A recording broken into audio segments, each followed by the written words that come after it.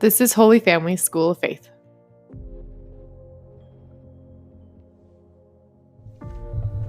Hi, welcome to the table. My name is Chad Perot, and I am going to discuss today this question: how do we make our children like reading? Or how do we at least set up a culture in our home where our children might like reading? And I'm just going to talk a little bit about that. So just a little bit about me. I have 5 kids, 2 daughters, 3 sons. My oldest daughter is 10 years old. My second daughter is 8 years old, and then my sons are 4 and under.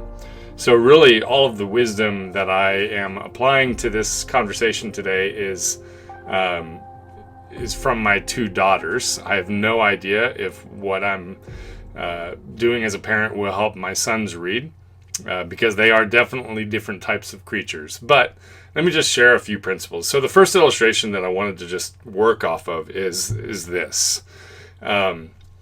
If a child tastes sugar from the very beginning of their birth, and they've never actually had real substantive vegetables without sugar that aren't processed, just vegetables from the ground, then they are more likely to probably always pursue and crave and choose sugary processed foods rather than good raw vegetables or protein or whatever might be considered healthy.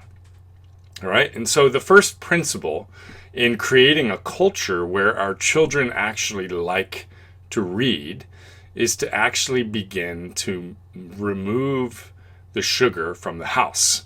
So what are things that are sugary in the house which keeps our children from reading? That might be television, video games, anything that is kind of helping the child or teaching the child that passive entertainment and passive entrancements are part of life. Okay, this also applies to the parents, right? So there have been times where I sit on my couch and I'm just entrenched in my phone, whether that's email, whether that's work, whether that's playing a game, whether that's watching a video. What it's communicating to my kids is that video and television or things with screens are more engaging than other things. All right. So how do we begin to remove the sugar, so to speak, from our house? And that is obviously simple in some ways and hard in other ways. It's simple in that we know the diagnosis. It's hard in that the prescription or what we have to do is actually pretty difficult. We have to begin to literally remove and lessen video in our house. We only have one TV in the house. It's central. We watch one show as a family a week. The kids get maybe 3 to 4 times a week where they're watching TV at all. And that's it. And it's no more than an hour unless they're watching like one movie. And then that would be the movie and that's it. So really, during the day, especially when my kids are home full time and not at school, there are lots of times of silence. Times where the kids are bored. Times where they're twiddling their thumbs and not knowing what to do. And this is actually a good thing, because when kids are bored, they seek things to fill that boredom. And if video is not an option, or if sugar is not an option, and I'm hungry and all I have is carrots and broccoli and Brussels sprouts and whatever else is healthy, then most likely I'm going to actually begin to try those things. And eventually, after trying them and tasting them more than once and twice and 3 times, eventually some of it might actually begin to taste good. And this is what reading is. A child has to, first of all, come to a point where they see reading as something good, as something positive in their life, rather than as something negative, as a bad tasting thing. And when they can experience it as something really good and really positive and really engaging, then they're more likely to read more. So just to give you an example of my daughters, again, they're only my two oldest children. They're not perfect. I'm not saying you have to be like this in any way, shape, or form. But my oldest daughter she probably reads a book or two a week. No joke. And she's learned to pick up anything. Now she tends towards Harry Potter. She's probably read the series 3 times. But, just this past week, I gave her a book that one of my friends wrote in seminary, and she read it in 2 days. It's about a 600-page book. It's a novel. So she likes novels. She's read Little Women. She's tried to read some Jane Austen books. It wasn't necessarily successful.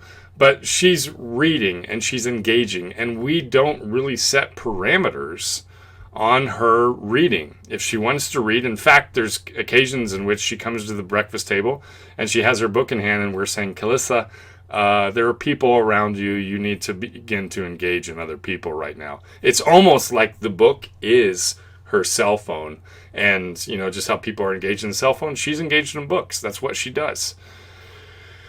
I'm not saying that's a good thing, but I think it's pretty constructive. And how did I do that? Well, other than removing the sugar, and other than me removing the sugar, not being a bad role model for them, and me watching TV and then telling them they can't, we also read a lot as a family. There are many evenings that we will take up a novel and we will just begin to read, and we read out loud as a family. And it is some of my most favorite nights because we're totally engrossed in the living room, just sitting around and listening to this great story that we're all engaged in. Yet we all have our own imagination, so we're engaged in our own way, but we're also engaged in solidarity as we're listening to it. And anytime that we can be reading, that we can be talking about the stories that we're reading, that we can be drawing illustrations from those stories that the girls are reading, or that I'm reading, or that we're all reading together, and having those illustrations be meaningful, tying them to the gospel, or to Christ, or to sacrifice, or to virtue. These are opportunities that build blocks into the child's brain and help them to associate reading with goodness, so that in some ways the reading becomes the sugar, even though it's not sugar. It's it's whole hearty food that's going to nourish them for the rest of their life. But it's that which they pursue, not the cheap processed crap that's just going to make them gain weight and be unhealthy, externally and internally. So these are some of the things that I do. They've been successful. Yes, do the children crave video? Yes, they do. They still they want to watch TV, but we have pretty strict boundaries, and we say no. And when you say no, and when you hold consistent to that, after a while, eventually it's like changing your diet. It's really hard. But when you do it, boy, the rewards are lifelong.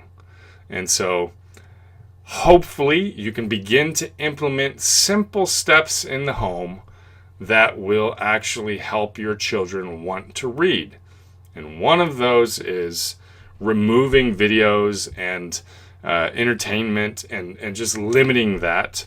Number 2 is yourself modeling it, okay? Modeling that it's not important to you. Number 3, modeling what is important to you, which is reading. And do that not only individually as a parent, but do that as a family. Provide opportunities for them. Model that for them. And then when they're bored, point them to a book. Recommend good books. And have that be a part of your regular rhythm of life as a family. If you start doing these things, I promise you your children might not love reading, but they will grow more inclined towards it step by step. Thank you. It has been a pleasure. Again, this is The Table, and we are a branch of Holy Family School of Faith. You can find more information about us at schooloffaith.com. It's been a pleasure.